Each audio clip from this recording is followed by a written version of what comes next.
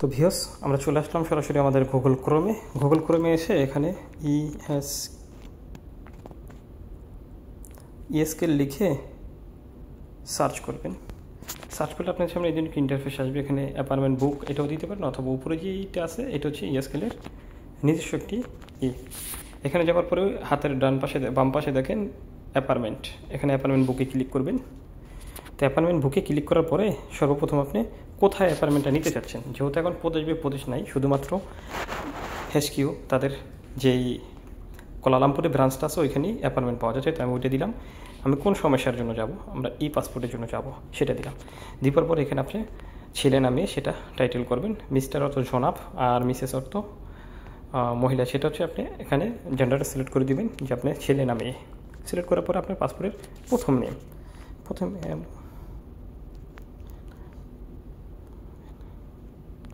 ওকে, আপনার পাসপোর্টের প্রথম নেম দেওয়ার পরে আমরা একটু ছোটো করে নিই। তারপর হচ্ছে আপনার লাস্ট নেম, আপনার নাম দেওয়ার পরে তারপর হচ্ছে আপনার পাসপোর্ট নাম্বারটা এখানে লিখে দিবেন।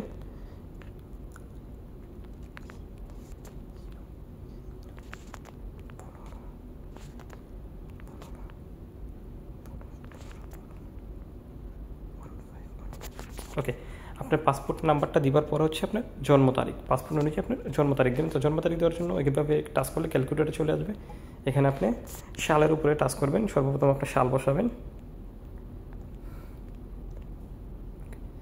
1985। তারপর হচ্ছে মাসের উপরে টাচ করবেন, অথবা এইভাবে আপনি ক্লিক করে সাইডে নিয়ে মাসটা দিয়ে দিবেন জানুয়ারি মাস।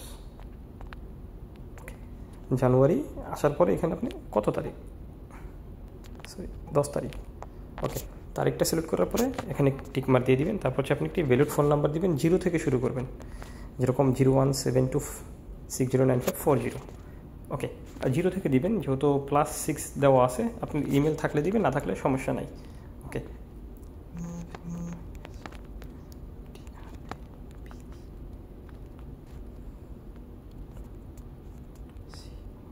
ওকে, আমি আমার জিমেলটা দিয়ে দিলাম।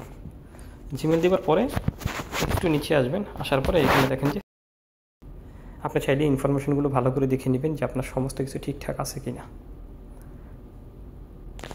এখানে আমাদের হচ্ছে ডেটটা বসাতে হবে। আমরা আজকে 4 তারিখ, আগস্টের 4 তারিখ দেওয়ার পরপরই এখানে দেখেন বিকাল 3টা 30-এ, আজকে হচ্ছে আগস্টের 4 তারিখ।